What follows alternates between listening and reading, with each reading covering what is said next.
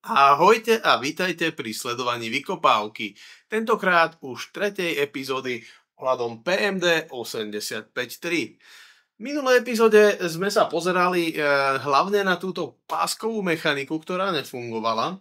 Boli vymenené dva malé keramické kondenzátory o hodnote pár pikofarad. Jeden sa nachádzal tuto vo vrchnej časti a druhý úplne dole v zdroji. Nebudem viacej rozoberať tú mechaniku, nachádzal sa tam dole pri tom stabilizátore.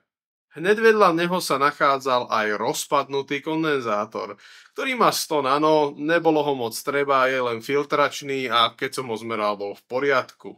To, že funguje PMDčko, sme si už overili minule, podarilo sa nám zobraziť obraz na tomto malom displejíku z cúvacej kamery. No a použil som aj viacero týchto lacných upscalerov, ktoré prakticky upscalujú len nejaký regulárny obraz na Full HD alebo 720p. No ale toto je príliš nízke rozlíšenie pre buď ich software alebo hardware. V podstate nemusí to zodpovedať špecifikácii výstupu pre HDMI. Tento problém s upscalermi som sa pokúsil vyriešiť kúpou trocha kvalitnejšieho upscaleru. Používa sa väčšinou na upscalovanie hier z herných kabinetov alebo nejakých starších počítačov. Je ním HCKJ 8200 alebo niekde uvádzaný ako GBS 8200. Myslel som si, že je to absolútna záchrana, no opak bol pravdou. Po použití tohoto upscaleru sa obraz síce objavil na monitore, ale neustále vypadával a bol veľmi nestabilný. Tu som si myslel, že je koniec, že buď to žiadny upscaler nedokáže, alebo PMDčku je nejaká chyba ešte, ktorú treba vyriešiť. No narazil som na stránku s projektom, kde je k dispozícii výmena firmwareu pre tento upscaler. Táto výmena sa však nerobí štandardným prepálením flash pamäte na samotnom upscaleri, ale pridaním ďalšieho mikrokontroleru, ktorý tento firmware nahrádza. Používa štandardné ESP D1 s ESP 8266 modulom. Tento modul ponúka ARMový procesor s trochou pamäte a Wi-Fičkom. K tomuto upscaleru sa pripája D1 priamo na I2C zbernicu, ktorá je tu k dispozícii na tomto konektore a pripája sa ešte na špeciálny debug pin samotného čipu. Ostatné pripojenie je už len pre napájanie. V úplnom základe nám tento upscaler ponúka len veľmi jednoduché nastavenia, a to je pozícia obrazu na obrazovke a možno nejaká farebná korekcia. S týmto novým firmwareom ponúka oveľa širšie možnosti a zároveň je možné zobraziť obraz z PMDčka bez toho, aby preblikával a neustále skákal. Samotné nastavenie toho SP modulu je strašne jednoduché. Našťastie som teda jeden doma mal, zapichneme ho na USBčko, nakopírujeme tam firmware, no a pripojíme ho. A je to spojazdnené. Tento modul znefunkčňuje použitie tlačítok, ktoré sú na samotnom upscaleri a tým pádom nemôžeme nič nastavovať. Ale díky tomu, že to má na sebe Wi-Fi, nám ponúka access point a webový interface, ktorým nám dovoluje nastaviť nastavenia tohoto zariadenia. Takže sa na to pozrieme, ja sa teraz na ňo pripojím. Bude sa volať sieť GBS Control a v podstate dá sa nastaviť v samotnom zariadení, ako sa bude volať. No a po pripojení k samotnej tejto Wi-Fi toho zariadenia stačí ísť do browseru, zadať len GBS a nabehne nám to. Máme tu k dispozícii širokú škálu nastavení, určite nechám link na tento software dole pod videom. Dajú sa tu nastaviť obraz, nejaké časovania, veľa nastavení, rozlíšenia a tak ďalej. Takže upscaler máme pripojený k modernému monitoru cez pripojenie VGA, naštartujeme PMDčko a konečne sa pozrieme možno aj na nejaký software.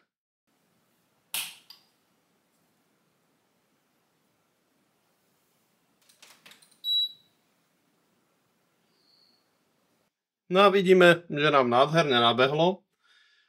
Máme tam pichnutý modul s GBasicom, No a pozrieme sa konečne na funkcionalitu tejto páskovej mechaniky. Osobne som túto mechaniku nikdy nevidel predtým, teraz sa s ňou prakticky stretávam a s jej funkcionalitou prvýkrát. Niečo málo som si o nej prečítal a teda má celkom dobrú rýchlosť nahrávania softvéru, čo som si vyskúšal, a to si aj ukážeme. Túto mechaniku vám predvedem najprv takým spôsobom, že si nahráme z normálnej kazety, z normálneho prehrávača nejaký basicový program a potom ho skúsime safenúť na pásku a z tej pásky ho potom načítame znova naspäť. A uvidíme teda, aký je rozdiel v rýchlosti medzi obyčajnou kazetou a týmto dátovým systémom.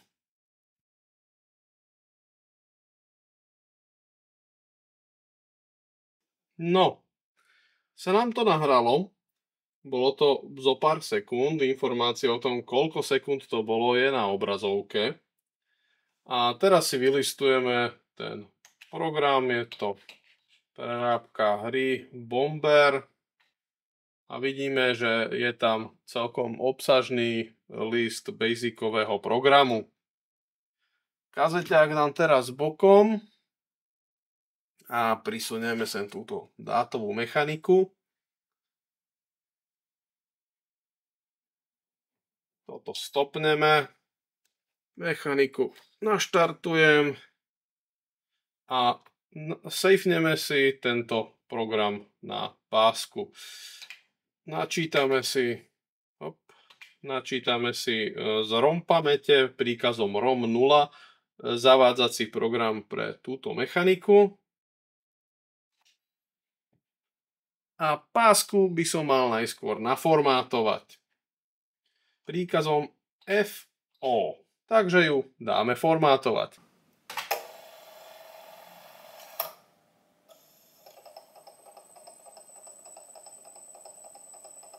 Pri tomto formátovaní si najskôr pásku previnie úplne na začiatok a potom začne zapisovať nejaké markery, kde si označí pozície. Táto páska je celkom dlhá, takže to bude prevíjať relatívne dlho. Tie pozície si tam zaznačí a podľa nich potom ich vie vyhľadávať. Ukážeme si, ako taká pozícia tie značky vyzerajú. Zapisuje ich len po určitých častiach.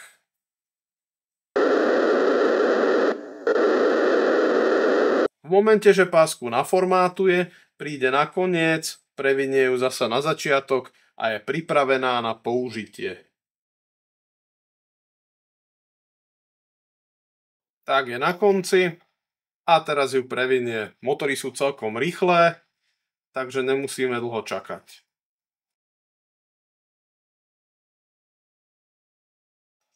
A hotovo, páska je previnutá, PMDčko píše OK, je pripravené na zápis, takže si to safeneme.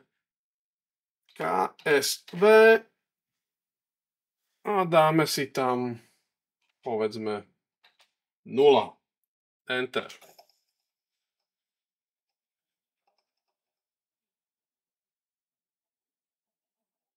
Hotovo. Je to nahraté na páske. Next 3, to znamená, že pravdepodobne prešiel cez 0, 1, 2 a ďalší blok je 3. Nie som si úplne istý, ale predpokladám, že to tak je. Takže teraz môžeme si dať reset. Resetneme samotnú mašinu. Dáme si príkaz new. Ten nám vymaže všetok list, čiže nemáme tam nič. Nahráme si zavádzací program z ROMky príkazom ROM 0. No a príkazom KLO 0 nahráme 0. pozíciu z pásky, kde je nahratý náš basicový program.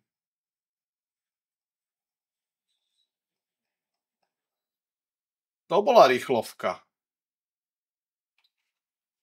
No a tu už je náš program v rovnakej forme. Aby neboli videá príliš dlhé a nenudili vás, tak som to ešte rozstrihol na 4. časť, kde už sa pozrieme naozaj na hry a softvér pre túto skvelú slovenskú mašinu. Ďakujem vám za pozornosť a vidíme sa na budúce.